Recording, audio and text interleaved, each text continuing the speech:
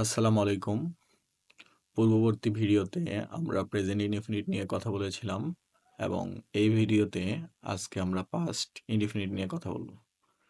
তো past indefinite কি কি কাজে আসে এবং এটার ব্যবহার কি এবং রাইট ফর্ম অফ ভার্বে কি কি আসতে পারে, তো সেইগুলো নিয়ে কথা বলবো এবং কি কি সাধারণ ভুল হয়ে থাকে আমাদের পাস্ট ইনডেফিনিট নিয়ে।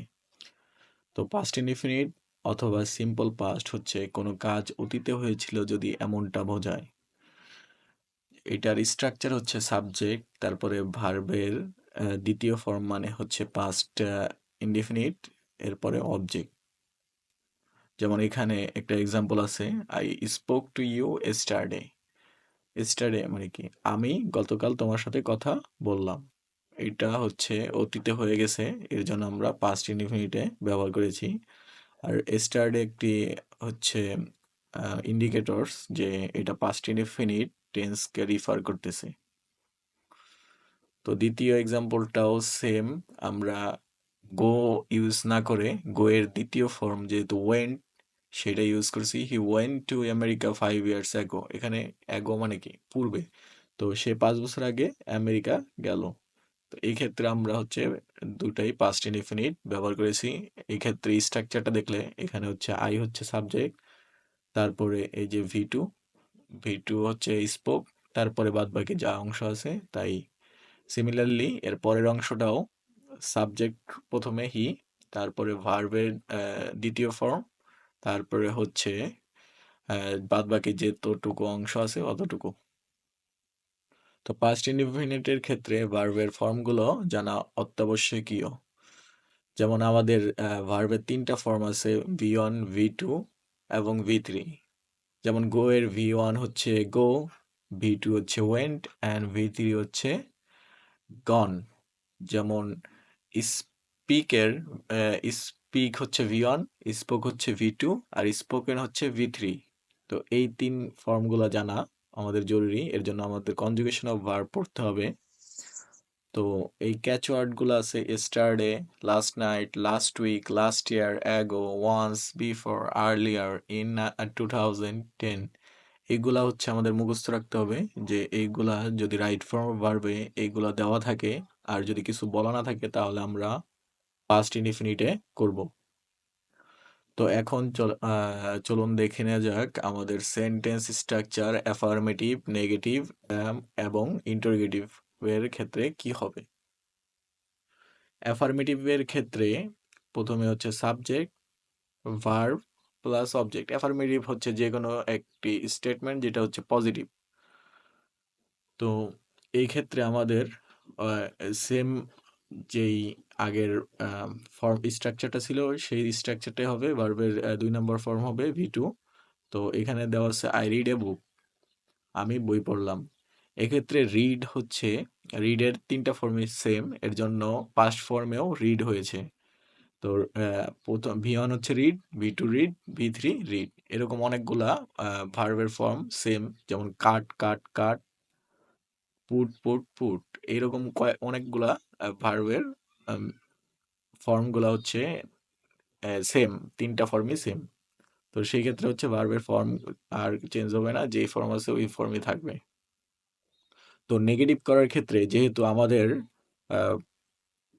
পাস্ট ইনডিফিনিটে আমাদের কোনো অক্সিলারি ভার্ব নাই, আমরা যখন প্রেজেন্ট ইনডিফিনিট করেছিলাম তখনও আমাদের কি অক্সিলারি ভার্ব ছিল না, দেখে আমরা কি ডু ডাজ নিয়ে আসতাম। কিন্তু এই ক্ষেত্রে যেহেতু এটা পাস্ট আছে সেজন্য আমরা হচ্ছে ডিড আনবো। তো ডিডের ক্ষেত্রে আমাদের কোনো সাবজেক্ট দেখতে হবে না, এটা কি সিঙ্গুলার নাকি প্লুরাল।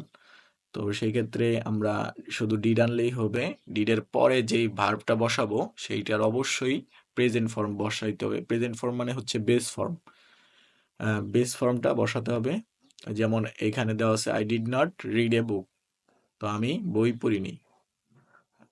এটা হচ্ছে পাস্টে বলা হয়েছে, কিন্তু এর পরের ফর্মটাও কি বেস ফর্ম হয়ে গেছে। এখানে যদি থাকতো হি হি রিডস এ বুক, তখন আমরা দিতাম he did not read a book, এসটা চলে যেত, কারণ এখানে হচ্ছে বেস ফর্ম বসাতে হবে। এর জন্য আমরা হচ্ছে রিড দিব।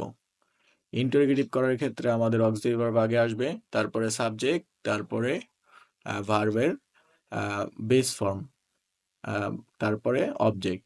তো এইখানেও আমরা same did you read the book, did দিয়েছি আগে অক্সিলারি ভার্ব, ইউ এর জন্য ইউ, তারপরে ইউ সাবজেক্ট আনছি, তারপরে ভি অন মানে ভার্বের প্রেজেন্ট বেস ফর্ম, তারপরে হচ্ছে অবজেক্ট।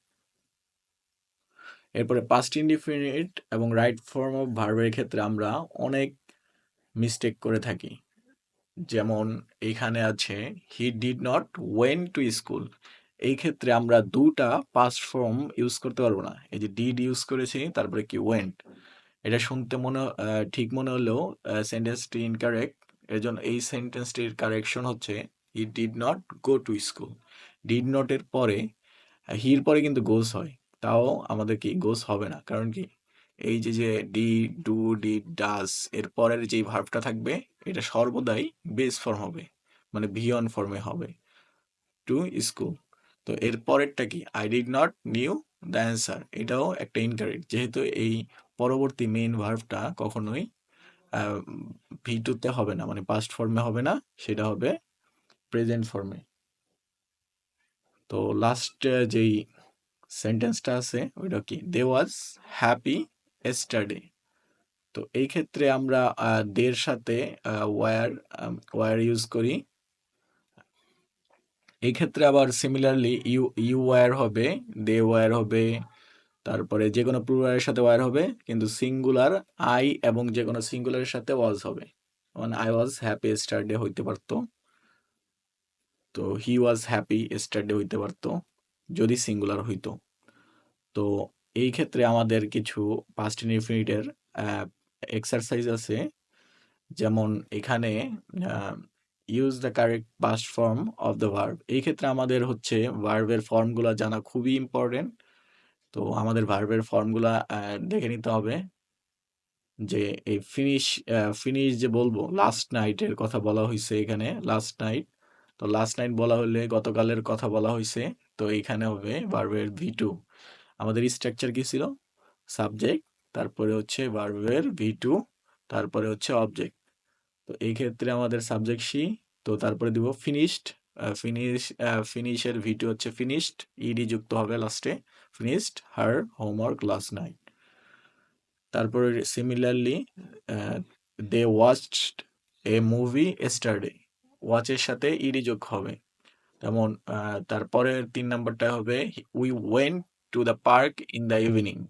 তো এখানে ওয়েন্ট হবে। আপনারা চাইলে নিজেরা পজ করে ভিডিওটি নিজেরা চেষ্টা করে দেখতে পারেন যে আপনাদের অ্যান্সারটা হয় নাকি, তাহলে আপনারা বুঝতে পারবেন যে এইগুলার কারেক্ট ফর্ম কি। হি নট কাম, এখানে যেহেতু নেগেটিভ করতে বলা হয়েছে, সেহেতু আমরা এখানে ডিড আনবো। প্রেজেন্ট ফর্ম হইলে ডাজ আনতাম, কিন্তু এখন হচ্ছে ডিড আনবো। ডিডের পরে ভার্বের যে বেস ফর্ম আছে বেস ফর্মই থাকবে। তো he did not come to school last day. এখানে হচ্ছে ইন্টারোগেটিভ সেন্টেন্সের ক্ষেত্রে